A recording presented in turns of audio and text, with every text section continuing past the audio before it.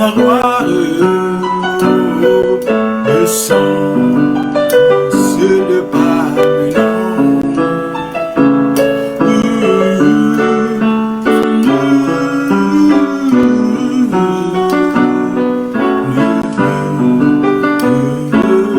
descends, descends, descends, descends, descends, en ce lieu.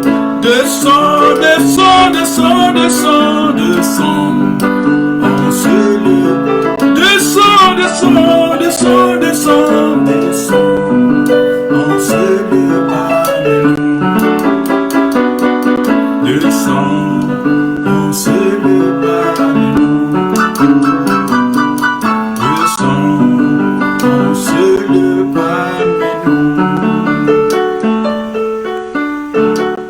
Que la paix de notre Dieu soit parmi vous. Soyez bénis, frères et sœurs dans le Seigneur. Pourquoi et pour qui Dieu fait sonner, ou Dieu fera sonner la trompette? D'abord, je voulais, pour commencer, dédier ces messages à la mémoire de tous celles et ceux qui nous sont chers, qui nous ont quittés. Si vous avez quelqu'un dans votre famille, un membre qui vous a été cher dans votre famille, vous a quitté, alors ces messages, nous dédions à tous celles et ceux qui nous ont quittés. Personnellement, de mon côté, j'ai dédié ces messages à mes deux grands frères, Yann Noël, Bipoli Fumutaku, qui nous ont quittés, à ma nièce, ma très belle chère nièce Ineza, à mes deux parents, papa de Guimareski Moabi, sans oublier maman Moabi. Je sais que peut-être vous avez perdu quelqu'un qui vous est cher, mais ayons une pensée envers ceux qui nous ont quittés. Et nous allons comprendre pourquoi au travers ces messages, nous dédions ces messages à leur mémoire. La sonnerie, la trompette va sonner un jour. La Bible déclare dans 1 Thessaloniciens chapitre 4 verset 16. Car le Seigneur lui-même a un signal donné. Oui, 1 Thessaloniciens chapitre 4 verset 16. Car le Seigneur lui-même, pas n'importe qui, le Seigneur lui-même a un signal donné à la voix d'un archange et au son de la trompette de Dieu descendra du ciel. La trompette va sonner parce que le Seigneur va descendre du ciel. Et qu'est-ce qui va se passer? Qu'est-ce qui va se passer? Au son de cette trompette, le mort en Christ, ceux qui nous ont précédés, nos parents, nos arrière-grands-parents, ceux qui connaissaient Christ, ceux qui sont morts dans le Seigneur vont être ressuscités. Lorsque la trompette sonnera, la trompette va sonner. Pourquoi Dieu fera-t-il sonner la trompette? Pour réveiller ceux qui sont morts. Vous savez, si vous habitez juste pas loin d'un cimetière et que par hasard vous étiez en train de marcher, de vous promener et que vous voyez les tombeaux s'ouvrir, oh, dites-vous que la trompette vient de sonner. Et la Bible déclare, le mort en Christ ressusciteront premièrement et ensuite nous les vivons, vous et moi. Ces messages vous concernent. Ces messages me concernent, nous concernent. Nous qui serons restés vivants, nous serons tous enlevés avec eux sur des nuées, à la rencontre du Seigneur, dans les airs. Et ainsi, nous serons toujours avec le Seigneur. C'est la raison pour laquelle j'ai voulu quand même donner gloire à ceux qui nous ont quittés. Le membre de votre famille, vous avez quitté, vous avez perdu une oncle, un oncle, plutôt une tante, un membre fiant dans votre famille, votre mari, votre femme, je ne sais pas. La trompette sonnera un jour et ils vont se réveiller. Et vous savez, parmi les questions qui nous seront posées lorsque nous serons devant l'Éternel, il y a une question à laquelle nous devons nous préparer à répondre. Parmi ces questions, une question, Dieu nous posera, Dieu me posera, Dieu vous posera cette question. Voulez-vous savoir laquelle? Avez-vous aimé entendre la venue du Messie, du Mashiach? Est-ce que vous avez entendu? Est-ce que vous avez attendu? Vous viviez pour attendre le retour du Messie? C'est une question à laquelle Dieu nous posera. Et la trompette, lorsqu'elle va sonner, c'est pour nous annoncer son retour. Et ceux qui vont aimer le retour du Messie, la Bible nous dit, nous réconforte dans un passage biblique, 2 Timothée, chapitre 4, verset 8. Qu'est-ce que ces passages nous relatent? Ceux qui auront aimé l'avènement du retour du Seigneur Jésus-Christ porteront une couronne. Oui, une couronne. Et quelle couronne? La couronne de justice. 2 Timothée, chapitre 4, verset 8. Au fait, le psaume nous dit, le psaume 89, verset 15, « Heureux le peuple qui connaît le son de la trompette. » Heureux, vous le peuple, nous le peuple qui connaît le son de la trompette. C'est-à-dire que nous devons connaître le son de la trompette. C'est la raison pour laquelle nous parlons de la trompette. Rappelons-nous que chaque fois que vous ouvrez la Bible et que la Bible nous parle de la trompette, la Bible fait allusion au chauffard. Mais chauffard, pas un chauffeur qui ne connaît pas bien, c'est pas ça. Au chauffard, c'est quoi le chauffard en fait? Vous devez connaître c'est quoi le chauffard. Le chauffard, c'est un instrument de musique. C'est l'instrument de musique le plus vieux du monde. C'est fabriqué avec quoi? Avec une corne de bélier. Vous savez, des fois, vous voyez, les gens jouent la trompette avec un chauffard, corne de bélier. Lorsque la Bible nous parle de la trompette, cela symbolise le chauffard. Et vous savez, ce chauffard, pourquoi pas la corne d'un cochon? Le cochon a des cornes, mais non des oreilles. Bon, pourquoi pas les cornes d'un bœuf? Le bœuf a des cornes. Ben oui, je pense que oui. Je ne connais pas trop aux animaux. Pourquoi c'est moi, la corne de bélier? D'après vous, pourquoi? Est-ce que le coq a des cornes? Ben non, je pense que non. À moins que ça soit dans un monde différent. Mais pourquoi c'est moi la corne de bélier? Qu'est-ce que vous pensez? Qu'en pensez-vous? Le chauffard représente le corne de bélier. Cela nous rappelle quelque chose de très important, le bélier. C'est le bélier sacrifié dans Genèse chapitre 22. Le sacrifice d'Isaac. Souvenez-vous, lorsque Abraham a conduit son fils sur la montagne de Mont Morija pour sacrifier son fils. Et son fils demandera au papa, où est le sacrifice? Le père dira, Dieu pourvoira. Et lorsque Abraham a levé le bras pour couper, pour sacrifier son fils, l'ange lui dira, non, arrête. Abraham, arrête. Et qu'est-ce qu'il verra après? Un bélier. Et il va prendre ce bélier-là. Et lorsqu'on parle du chauffard, cette corne, cela symbolise ces béliers qu'Abraham avait sacrifiés. Et la corne, c'est une invention de Dieu. C'est-à-dire quoi, le chauffard qui va sonner, ce n'est pas un chauffard qui va venir des hommes, un chauffard, la trompette qui va venir de Dieu. C'est Dieu qui fera sonner cette trompette. Et pour votre information, lorsque vous lisez la Bible, vous allez voir que lorsque le roi David devait se faire oindre par le prophète Samuel, qu'est-ce qu'il fera, le roi David? Il va apporter, il va venir, il va mettre de l'huile dans la corne de bélier. Et c'était une approbation que cela venait de Dieu.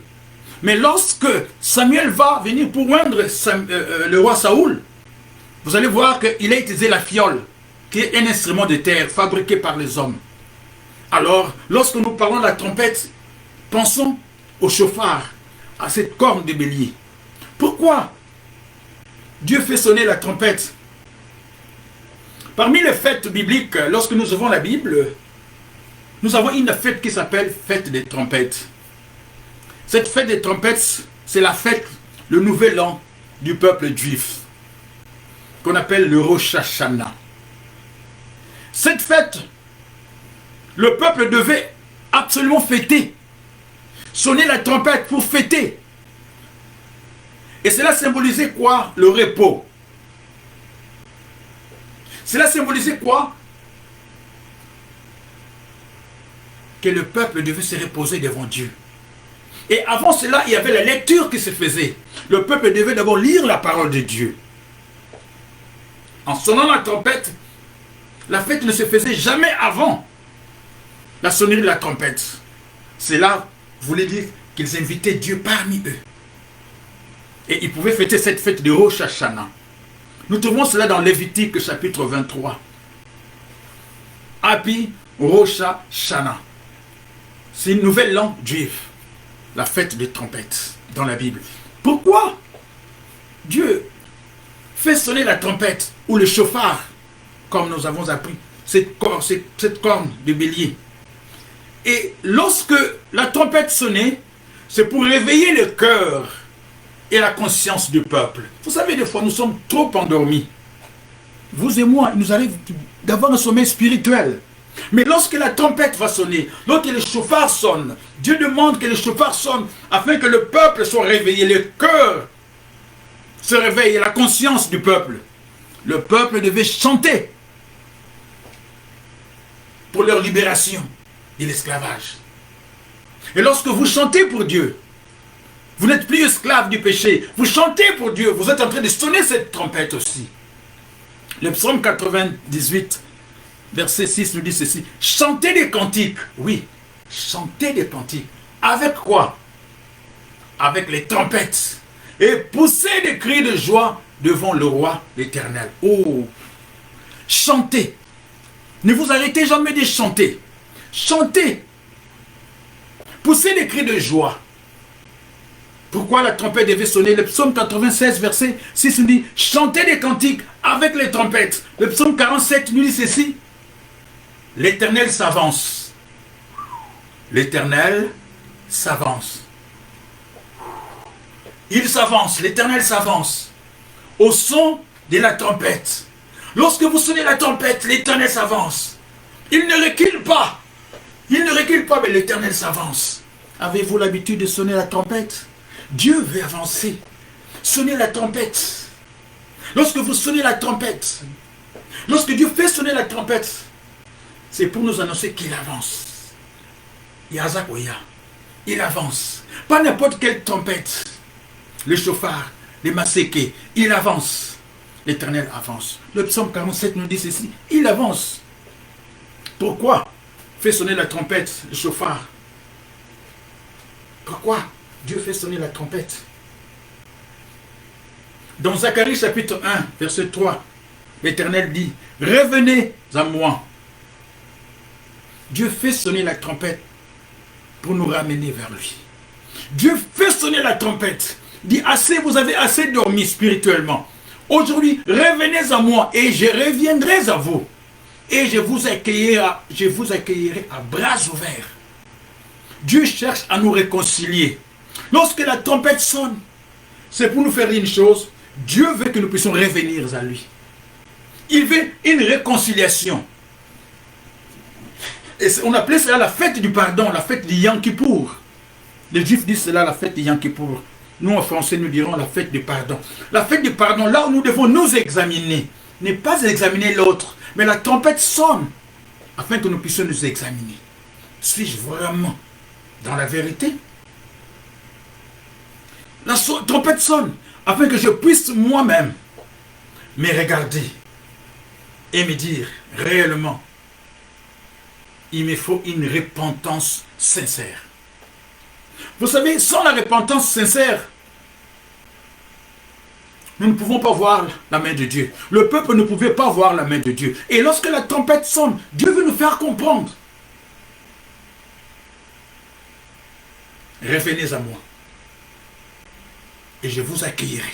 Revenez à moi. C'est un cri que Dieu appelle aujourd'hui Aujourd'hui, beaucoup, nous nous sommes éloignés de la parole de Dieu. Beaucoup, la parole de Dieu, c'est seulement le dimanche. Mais la Bible déclare dans Josué chapitre 1, verset 8, méditez la parole de Dieu nuit et jour. Ne nous éloignons pas. La trompette sonne. Et ça me rappelle même, pour ceux qui aiment le football, le soccer, il y a un moment donné, dans un mondial, il y avait le vuvuzela là, ou vuvuzela là, ou quoi qu'il sonnait, qui venait de l'Afrique du Sud. Tout le monde écoutait ça. C'était tellement bruyant. Mais imaginez la trompette qui sonnera lorsque le Seigneur viendra. Imaginez une trompette qui sonne, les morts sont ressuscités. Oh ben dis donc, ça c'est une puissance. Et vous qui êtes vivants, comment vous n'allez pas entendre cela? Mais aujourd'hui, la trompette de Dieu sonne au travers de sa parole. Au travers de la parole de Dieu. Au travers de sa parole, la trompette sonne. Pourquoi Dieu fait sonner sa trompette? Pendant l'inauguration du temple, pour célébrer le Seigneur. Lorsque Salomon construit le temple, pour célébrer le Seigneur, 2 Chroniques chapitre 5, il fallait que la trompette sonne. Lorsque nous voulons célébrer le Seigneur, nous devons sonner la trompette. C'est ce que Salomon avait fait. La trompette sonnait aussi pourquoi? Pour le départ du peuple dans le désert. Ils étaient dans le désert, le peuple de Dieu. Et lorsque la nuée s'est levée, la nuée qui symbolisait la présence de Dieu, manifeste de Dieu, le peuple venait toujours à la rencontre. Dans Nombre chapitre 10. Lorsqu'elle sonnait, c'est pour venir à la rencontre de Dieu. Tout le peuple venait à la rencontre de Dieu. Et nous, notre nuée, notre présence, notre rencontre de Dieu, c'est dans la parole que nous rencontrons Dieu. La trompette sonne. Lorsque les serviteurs de Dieu annoncent les messages de Dieu. Jean-Baptiste a crié dans le désert, la voix qui crie dans le désert. C'était une trompette qui sonnait. Venez, revenez à moi. Dieu appelle le peuple de revenir. Aujourd'hui, Dieu nous appelle de revenir. Frères et sœurs, personne d'entre nous est immortel. Nous ne le serons pas ici sur cette terre. Mais là au-delà, oui, nous allons vivre la vie éternelle. Nous allons porter un corps nouveau. Tout sera nouveau. Mais il faut que la trompette sonne. Êtes-vous prêts? Êtes-vous prêtes? C'est le moment de vous préparer. N'attendez pas. C'est le moment de vous préparer. La trompette sonnait pour rappeler au peuple, avant d'aller en guerre, que Dieu était parmi eux. Et que Dieu combattait à leur côté. Souvenez-vous de l'histoire de Jéricho. Le muraille s'écroulait et le peuple est monté dans la ville. C'était une ville impossible pour conquérir. Une ville imprenable. Il y a tellement de choses qui sont impossibles pour vous. Il y a tellement de choses qui sont imprenables pour vous. Mais Dieu a dit au peuple, sonnez la trompette. Le mur de Jéricho s'est écroulé. Tous les murs de Jéricho dans votre vie vont s'écrouler. Lorsque vous sonnerez la trompette, en marchant dans l'obéissance du Seigneur, la trompette va faire écrouler tous les murs de Jéricho. Aucune muraille ne peut résister devant la puissance de l'Éternel. Aucun mur ne peut résister devant l'Éternel. Dans votre vie, aucun mur. Dans ma vie, aucun mur. Au nom de Jésus. Dans votre vie, au nom de Jésus, aucun mur ne peut se lever. Oui, le mur va se lever, mais va s'écrouler. Lorsque vous allez sonner la trompette, marchez avec Dieu. Notre trompette, c'est cette parole de Dieu. Si vous écoutez la parole de Dieu, n'endurcissez pas votre cœur. C'est une trompette qui sonne en ce moment. La trompette sonne dans votre cœur maintenant. N'endurcissez pas votre cœur. N'endurcissez pas votre cœur. Pourquoi Dieu va faire sonner la trompette? Vous savez, la trompette dans la Bible, elle symbolise aussi la voix de l'Éternel, comme nous venons de dire, mais qui résonne au travers ses envoyés pour annoncer la bonne nouvelle. La bonne nouvelle. Le mot évangile signifie bonne nouvelle. Et l'Éternel lui-même, il résonne au travers de sa parole. Nous trouvons cela dans Exode chapitre 19. Nous trouvons dans Jean 3,16, nous connaissons Dieu a tant aimé le monde, il a envoyé son Fils. La trompette est venue sonner. Hébreux chapitre 12, versets 18 à 19. Elle sonne pour nous rappeler, à nous tous,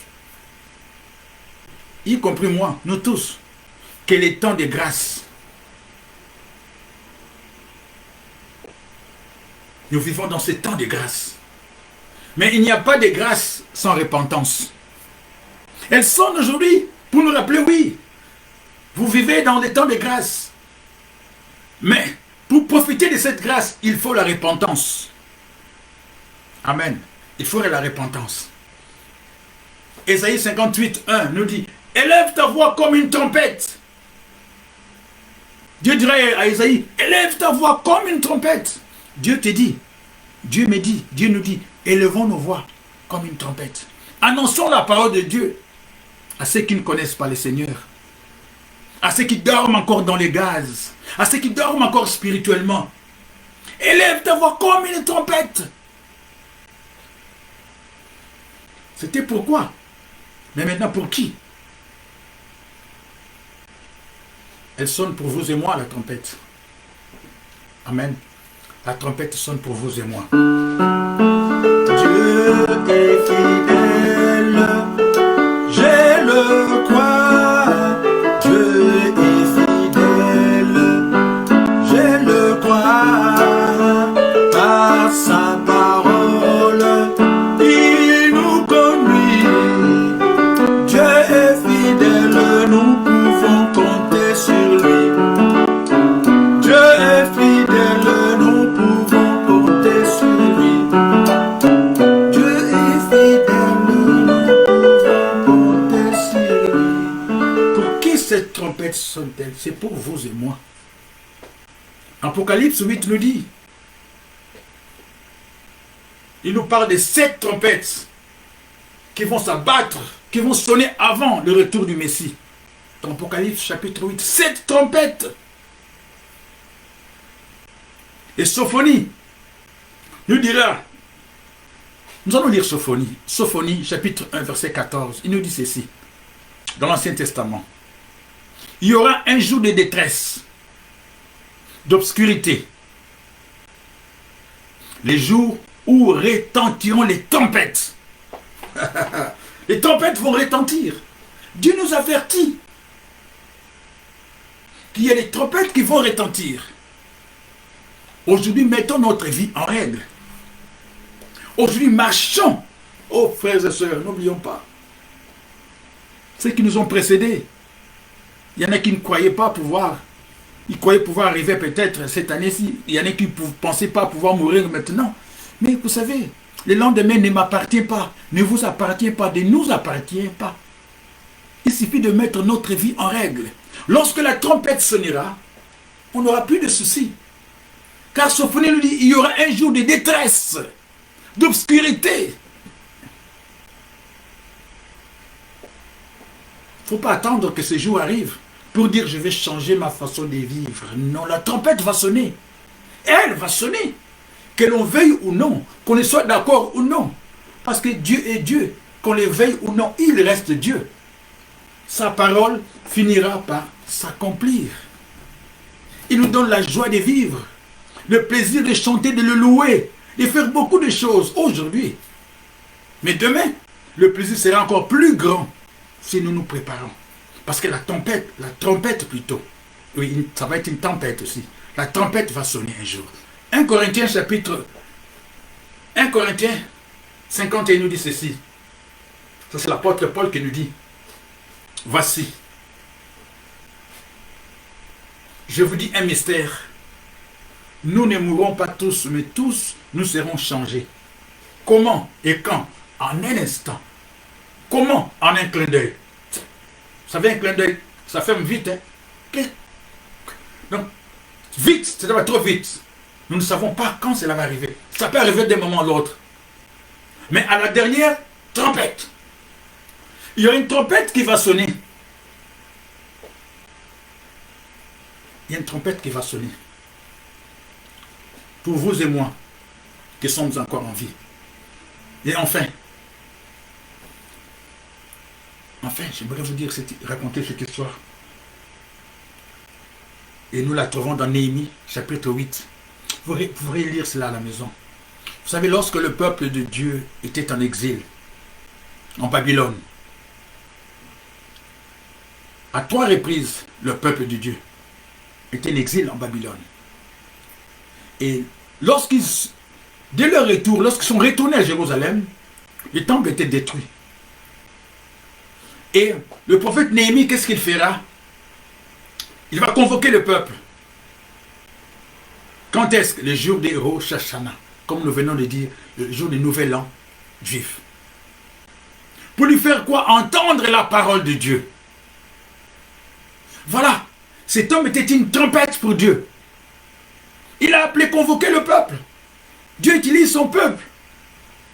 Il utilise ses prophètes, ses enfants. Ils étaient comme l'extension de la main de Dieu. Il est venu pour faire entendre la parole de Dieu. Et il va choisir quelqu'un d'autre que nous connaissons dans la Bible, le prophète Esdras. Et écoutez ce que Esdras fera. La Bible déclare, il lira la parole de Dieu depuis le matin jusqu'au milieu du jour. Il a lu la parole de Dieu depuis le matin. Voilà la trompette, la parole de Dieu. Des fois, nous, on fait un message 25-35 minutes. Oh, c'est long. La personne prêche pendant 1 heure de temps. Oh, c'est long. Comment voulez-vous être convaincu? Il y a des choses qui sont longues, qui n'ont pas d'importance. Mais la parole de Dieu. Écoutez. Depuis le matin jusqu'au milieu de la nuit, du jour plutôt. Et le résultat, c'est quoi? Le peuple a compris et resta dans la joie. Dieu est venu faire sa place au milieu du peuple. Voilà la trompette, la parole de Dieu. N'attendez pas un métal qui va faire non, la parole de Dieu. Les serviteurs et servantes de Dieu que Dieu envoie sont des trompettes. Ils parlent de la part de Dieu. Enfin, le psaume 89, verset 16, la Bible déclare heureux. Qui? Le peuple qui connaît les sons de la trompette. Il marche à la clarté de ta force, ô Éternel. Heureux le peuple qui connaît les sons de la trompette de Dieu. Que Dieu vous bénisse.